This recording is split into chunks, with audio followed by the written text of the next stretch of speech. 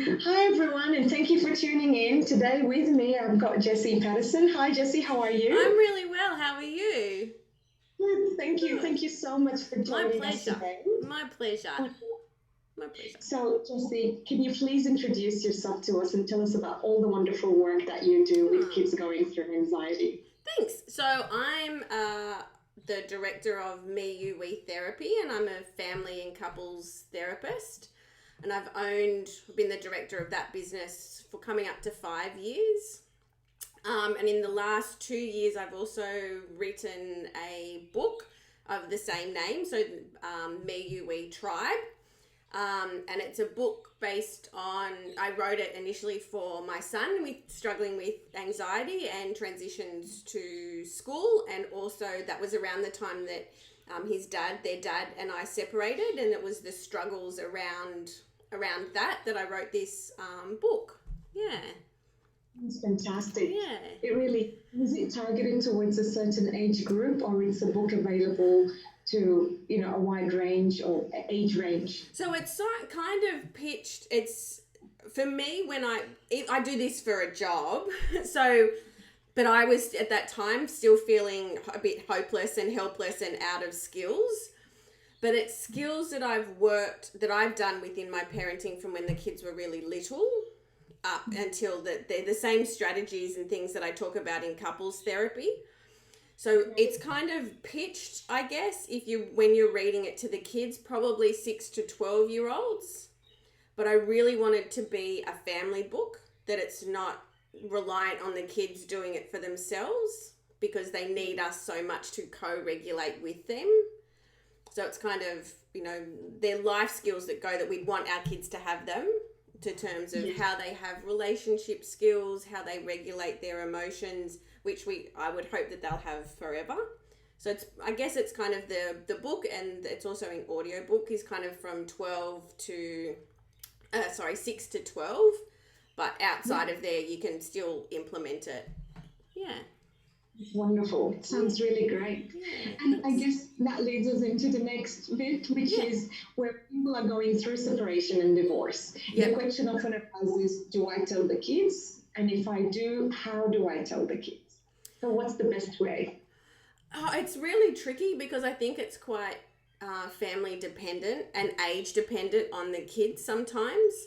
So ideally, right, we do tell them because it is part of their story. It is part Yeah. of their life, what's happening, and they will have that experience around the parents separating as much as the parents do themselves. Um, so, as an example, I'm separated, and when we told our boys at the time, they were 6 and 4. So, with them, I actually created a book, just Yes. like through PowerPoint, and I kind of had pictures of their dad and I together before we had them, when I was pregnant or getting married and pregnant, and then having them, and so family holidays with the eldest, and then pregnant again, and family holidays, and kind of when we got married, I superimposed like crowns on our heads, and like this was when we were crowned, Mr. and Mrs. White, and when we got, and this is when we got mummy and, crowns for mummy and daddy. We're taking off our crowns for Mr. and Mrs. White, but our crowns for mummy and daddy stay on forever. So Now, you what a can, brilliant way of putting it. That's fantastic. yeah. So, and also, I think, because when I was reading it to them, as much as it was through tears, it also Yeah. gave me something to anchor to and we were all there. It wasn't just me telling the boys. We did it as a family, which is really important if the circumstances allow, right? So ideally, in some instances, ideally isn't that we do it all together, right? But if we can, that's better. And it gave me something to really anchor myself to, and that my emotions didn't take over, because in those moments it's not about the parents, it's about the kids. So it was just, I Yeah. kind of, through the tears, I just had to read the story, and it was kind of Yes. one or two sentences under each picture, and that was kind of it. And really making sure at the end, which we continue throughout that process of their healing, is that Yeah. it's this not end. You know, if you still have questions, you can ask me at any time, and I'll answer them if I can. And some I will be able to answer, and some we can work out that answer together. Yes. Because I think That is, go. Yeah. no, you go ahead. Yeah. That's a real time when when it's all new, right? Even to the parents, and they don't really have a grasp of what the future is. Kids really need concrete. So whatever concreteness we can give them, we should give them. So if it's, you know, daddy's going to go and live here and mummy and you are going to live here, or you and daddy are going to live here and mummy's going to come here, whatever those arrangements are, that we tell them. And if they have questions around, you know, well, you know, and sometimes those details aren't on hand, right? Or how often will I go and see daddy? Or how often will I see mummy? And if we don't have those arrangement or details yet, you can kind of say, I don't, and it's beautiful and okay to say, I don't have the answer to that yet, but we'll work it out together. I'm literally getting goosebumps just listening. Oh, thanks. Fantastic advice. Thank you so much, Jessie. No, that's okay. Yeah. Wonderful. And I guess then the next question is, does it matter the age of the children? So if, say, a child is approaching, you know, 18 months or even a year old, would it make a difference, or would you still tell the story, you know, via the I would. PowerPoint? I would, yeah. So, like, I printed mine off and I had it, and we still have it, and they go back to it sometimes. So my youngest because he doesn't really remember that interaction. My eldest does, and he says, I don't want to read it again, but my youngest does. So I think it's like any book that we have on our shelf for them, that we can go back to it. And that it's just them exploring their history. And one of the greatest predictors of our kids' life success is when they have a coherent understanding of their story and their past. So even if something happened to them and they didn't, you know, under one, and they didn't necessarily have language then, but their memories are still forming. So it's important to kind of, you wouldn't, you know, read them a full book or anything, and you could tell them in the way that you want to, and it would just be basic and simple. And like, even if you tell them at 7 or 10, the more you get, more age appropriate information as we go up, right? So it just starts there, you know, and it's part of their story. That absolutely makes sense, because like, you know, apparently, you know, they say the mind stores all information regardless. It's always in our subconscious. Yep. Right. And I guess that leads me to, what about the other end of the spectrum, teenagers? Would you approach them in a different way, or would it be the same approach? I think it would be different. I don't know if they'd want you to sit down and read them a book. They might. I think it would probably be more of a sit down and talk, you know. A lot of, when I've worked with families with teenage kids, a lot of the time actually kids know more than us parents hope that they do.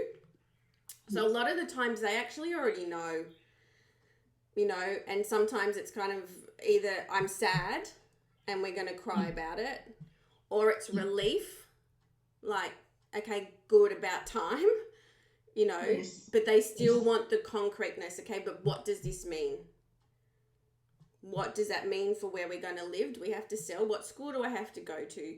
So they'll go a little bit more to somewhat the egocentric part, like the little kids will do, you know, and that's the other thing, to make it really clear that it's not about them. It's not something that they've done or haven't done, that it's really an adult decision, and it's not about how lovable or worthwhile they are. It's not even in the question. And it's that same message needs to be given to those teenagers, that it's not about them, that it's about the adult relationship between the parents. And again, when I've had those discussions, and sometimes telling the kids has actually happened in the therapy room, that the parents have decided that that's how it's going to happen. And other times the parents will come and will talk about how they're going to structure that conversation at home. It really depends on, you know, what the family or the parents are wanting.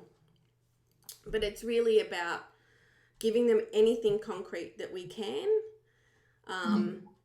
That when I often get questions around from the hurt partner, if there's been indiscretions or affairs or, you know, gambling and money's gone and things like that around, I'm really hurt and how much do I tell them?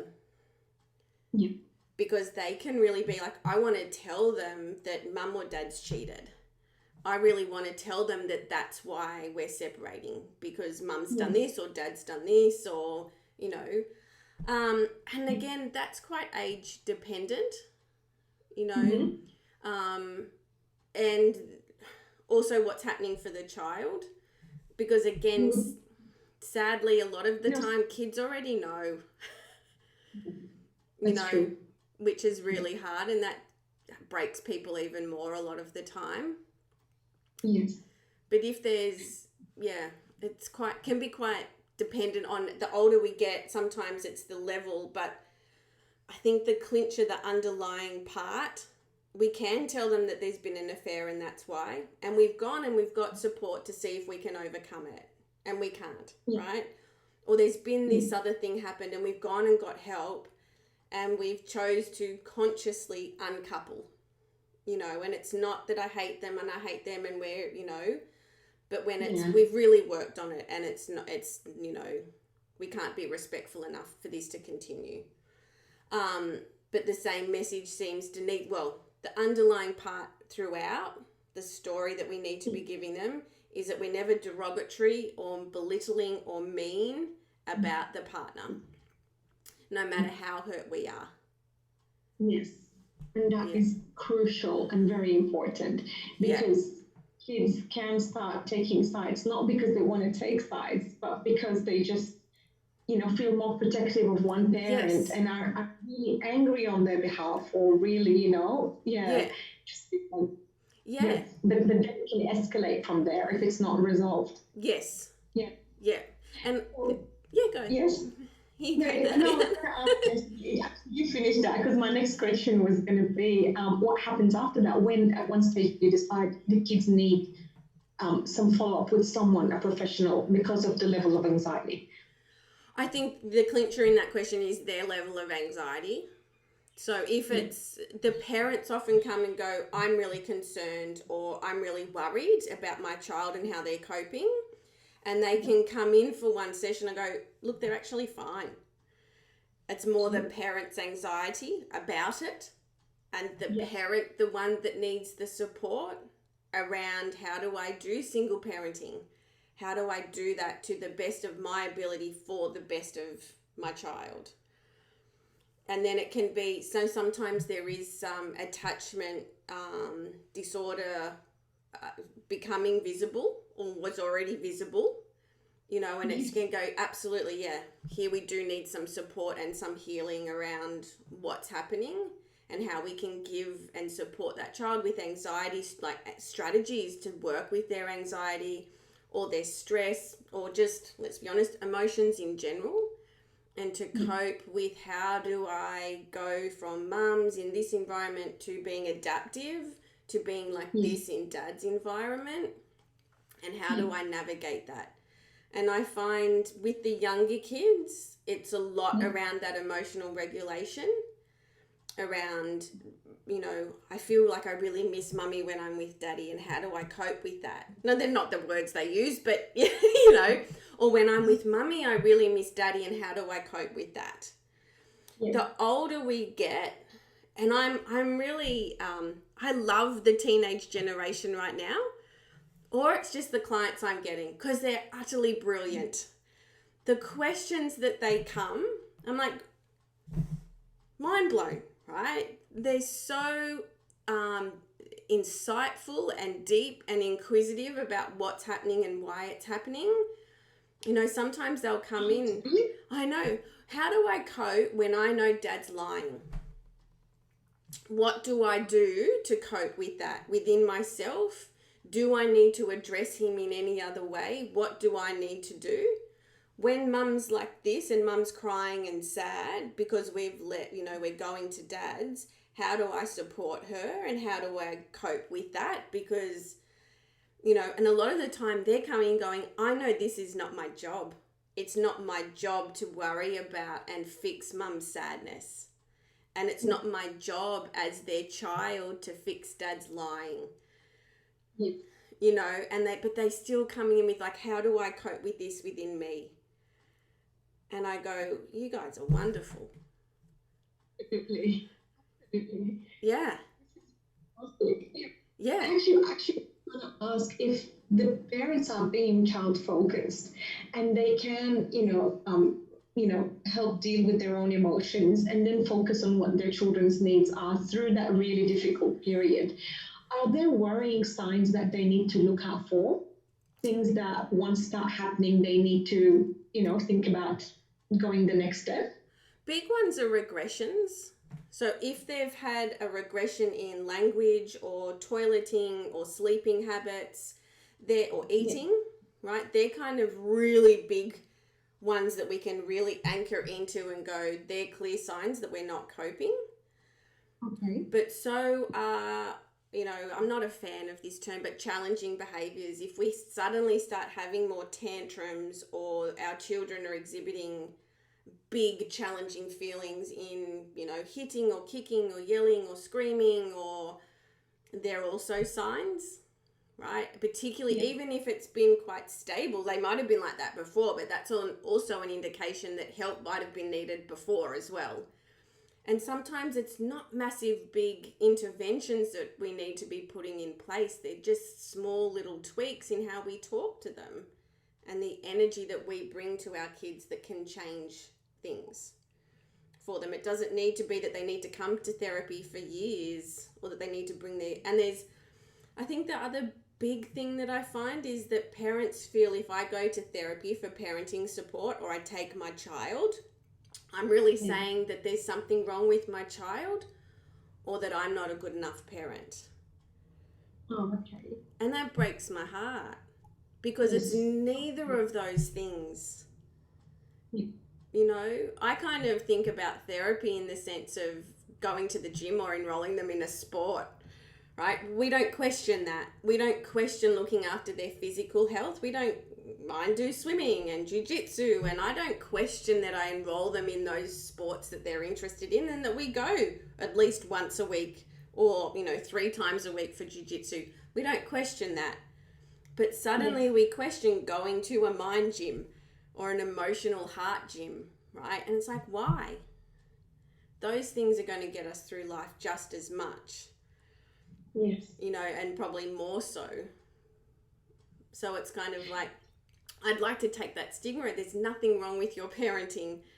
If there is, great, come and get the support, and that shows awesome parenting.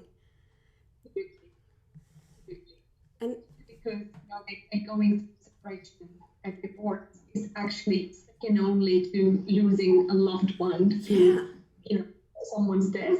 The level of stress and it's a big deal. It's nothing that should be brushed or off or put under the hidden under the carpet, if you can call it that. Yeah.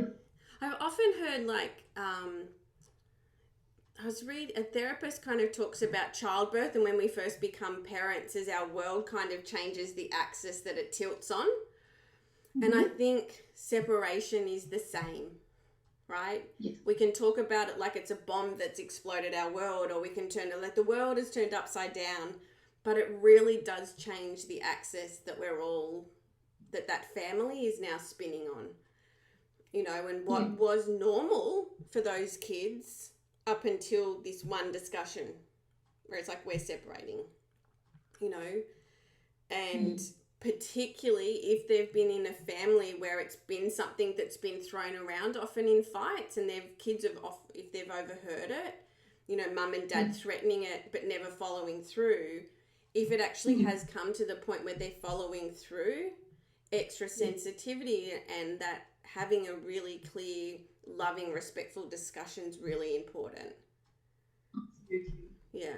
What I was going to say, it's because the kids will reach out to someone, and if they're not getting that support from their parents, or the parents are not linking them, or getting them to see someone, you never know who they're going to reach out to and what sort of information is going to be handed to them, because it could be all sorts of wrong information, couldn't it? Yeah, absolutely. Absolutely.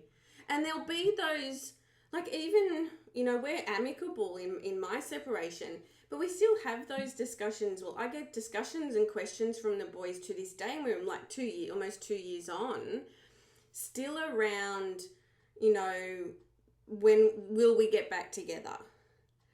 And was Daddy your knight in shining armor? And, or at one point, some things were being said that weren't overly supportive of me, and those things come home because they are sponges. Yeah. And then when things are being said to me, it's kind of like, how do I now? It's like, I'm siding with Daddy and I think this of you. And it's like, how, that's hurtful. Yes. But I know in that moment it's not about me, and how can I support my child? But that's because I've done a whole lot of work, and I see a therapist, and I've done my own healing around it. But when we haven't, because we're human beings and we're imperfect, and if we react aggressively or angrily towards the child, that's also not great. It's going to rupture that relationship. And there's already been a rupture in the other relationship, which we don't want. We want to, if there is, we repair it. Because we're humans, we're going to rupture our relationship with our kids at some points. And to go, okay, how do I put them at the forefront? And yes, that can be exhausting at times. Yeah.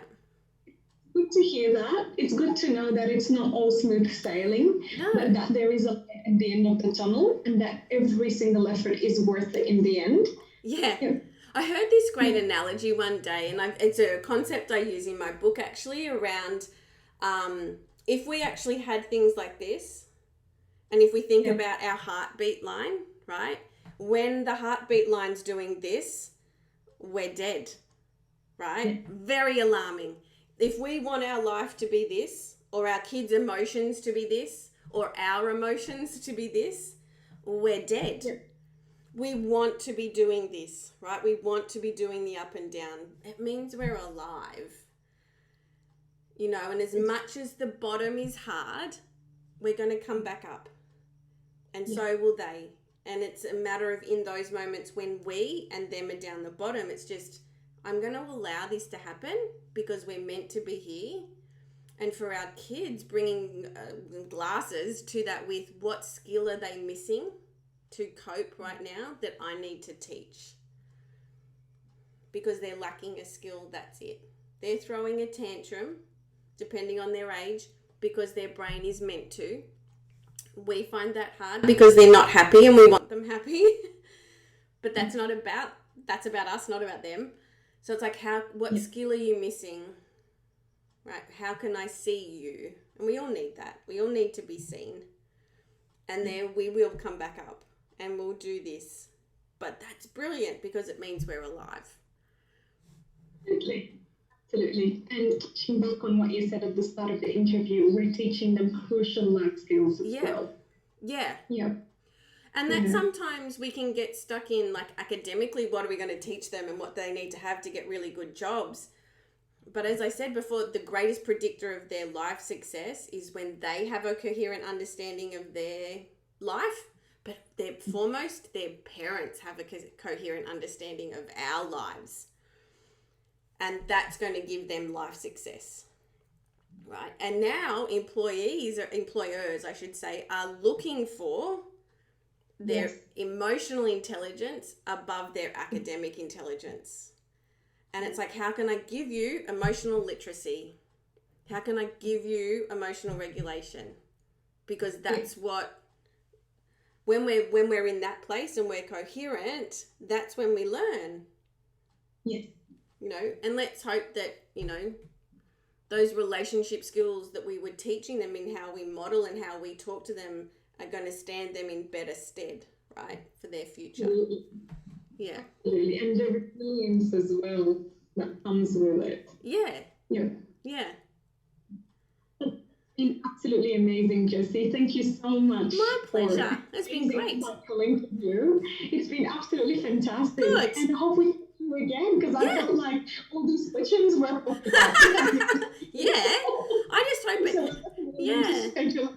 I hope it's helped, even if it's helped just one person to know how to navigate this traumatic time, that it's something, it's helped somebody.